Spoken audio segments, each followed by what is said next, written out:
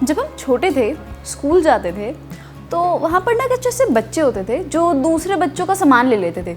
Eraser ले ली, pencil ले ली, कुछ नहीं तो उनका लंच ही चुरा लिया।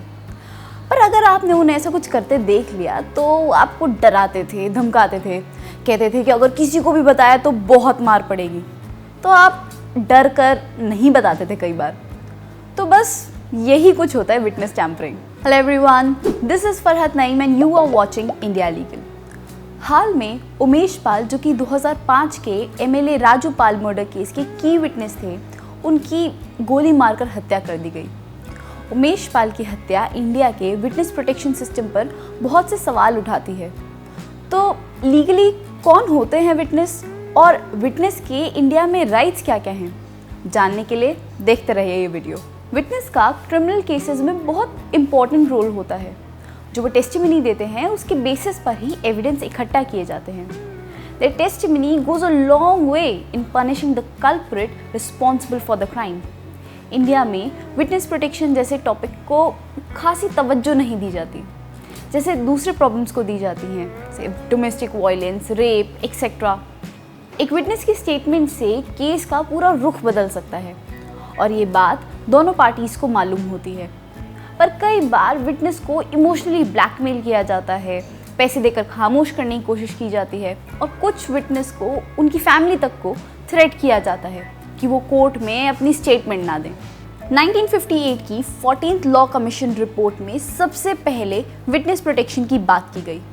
उसके बाद दूसरे लॉज जैसे protection of children from sexual offence act of 2012, the scheduled caste and scheduled tribe prevention of atrocities act of 1989, the national investigation agency act of 2008, इसमें विटनेस को सेफ गार्ड कराने की, उनके राइट्स और प्रोटेक्शन के need को realise किया गया। तो सबसे पहले समझते हैं लॉ में विटनेस होते कौन हैं। विटनेस वो इंसान होता है जो क्राइम को होते हुए देखता है और वो उस इंसिडेंट को एक्सप्रेस कर सके, समझा सके जब कोर्ट उनसे इस इंसिडेंट के बारे में सवाल पूछें। इंडियन एविडेंस एक्ट के सेक्शन 118 में विटनेस को वो बताया गया है जो कॉम्पिटेंट होते हैं, कोर्ट के सवाल समझ सके और जवाब दे सके। तो क्या एक बच्चा भी एलिजिबल होता है विटनेस बनने के लिए? यस, एक बच्चा भी कोर्ट में टेस्टिफाई कर सकता है अगर वो कोर्ट के सवालों का जवाब दे सके, पर वो बच्चा टॉडलर नहीं होना चाहिए। 2002 के Dhanraj versus state of Maharashtra के केस में सुप्रीम कोर्ट ने कहा कि 8th क्लास का बच्चा इतना इंटेलिजेंट होता है कि वो कोर्ट के केस के फैक्ट समझ सके और उसके रिगार्डिंग जवाब दे सके। दिल्ली हाई कोर्ट की गाइडलाइंस के अकॉर्डिंग बच्चे यानी जिनकी एज 18 से कम होती हैं वो वल्नरेबल विटनेस होते हैं। इंडियन एविडेंस एक्ट के सेक्शन 118 में वल्नरेबल विटनेस की बात नहीं की गई है। 2017 की हाई कोर्ट की इन गाइडलाइंस का ऑब्जेक्टिव था कि जो एविडेंस विटनेस प्रोवाइड करा रहा है उसे सिक्योर कर सके, फेयरनेस ऑफ ट्रायल मेंटेन हो सके और इंश्योर कर सके कि विटनेस अपनी टेस्टिमनी दे पाए और वल्नरेबल विटनेस को किसी भी टाइप का हार्म ना पहुंचाया जाए और सेकेंडरी विक्टिमाइजेशन होने से रोकना। ना सेकेंडरी विक्टिमाइजेशन यानी जिसके साथ गलत हुआ वो तो विक्टिम है ही, पर जो विटनेस गवाही दे रहा है इस केस में उसे डराना, धमकाना, उसकी लाइफ पर थ्रेट बन जाना, तो वो जो विटनेस है वो खुद ही सेकेंडरी विक्टिम बन चुका है। इससे बचाने के लिए ये गाइडलाइंस आई। कुछ इंपॉर्टेंट सेक्शन हैं इस गाइडलाइंस में। सेक्शन 13 जो कहता है कि वल्नरेबल विटनेस हैं उन्हें प्री ट्रायल विजिट अलाउड होना चाहिए कोर्ट का, ताकि वो कोर्ट के सराउंडिंग से फेमिलियर हो सकें।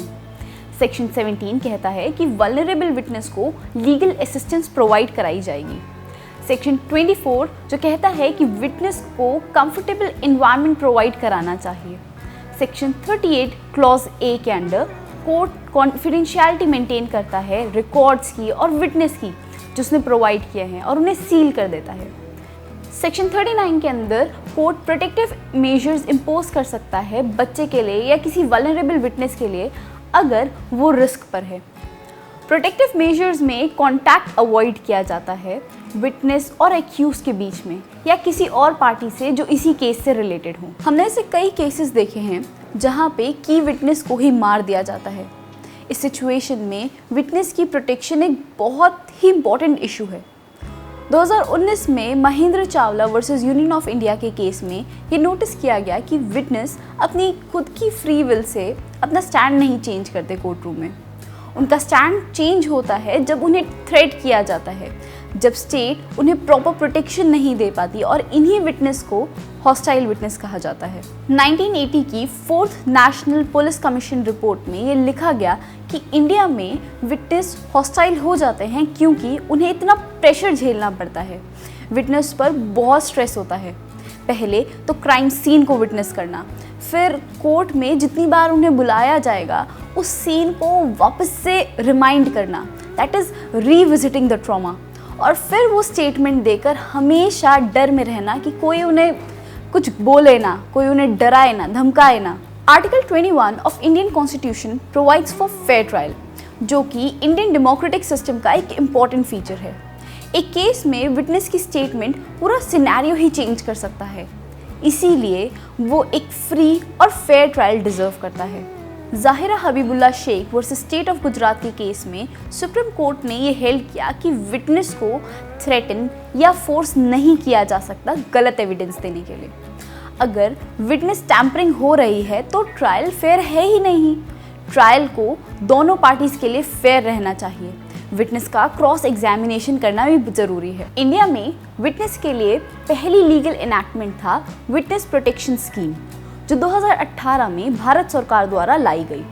सुप्रीम कोर्ट ने state of Gujarat versus Anirudh Singh के केस में कहा कि हर विटनेस की ड्यूटी होती है against the state to provide for evidence. 2018 की ये स्कीम के ऑब्जेक्टिव आपको इसके नाम से ही समझ आने चाहिए, विटनेस को प्रोटेक्ट करना और उन्हें सेफगार्ड प्रोवाइड कराना। इस स्कीम के अंदर ही विटनेस को पुलिस एस्कॉर्ट प्रोवाइड कराने का प्रोविजन है। स्कीम के अकॉर्डिंग विटनेस को 3 कैटेगरी में बांटा गया है। क्लास ए, जिसमें वो विटनेस आते हैं जिनकी खुद की लाइफ और उनकी फैमिली की लाइफ को थ्रेट होता है। क्लास बी, जिसमें विटनेस और उसकी फैमिली की सेफ्टी, रेपुटेशन और प्रॉपर्टी पर थ्रेट होता है।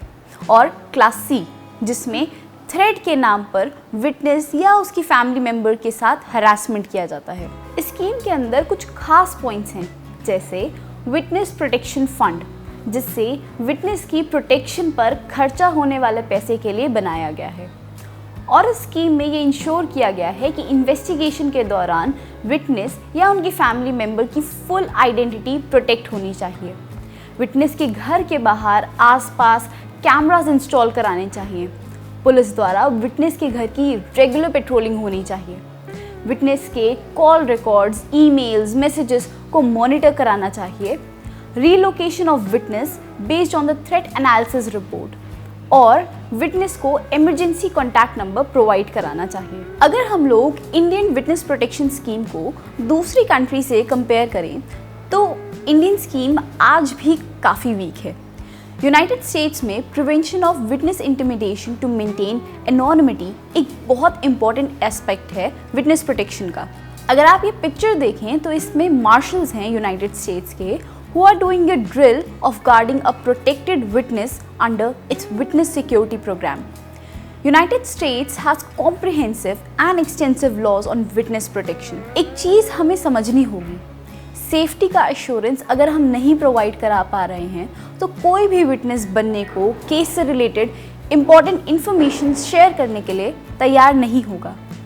The need of the hour is unanimous and separate legal provisions for safeguarding the rights of vulnerable witness, including strict punishments who try to manipulate the witness. Thank you so much for watching our video. If you like the information that we provided through this video, do like and share it.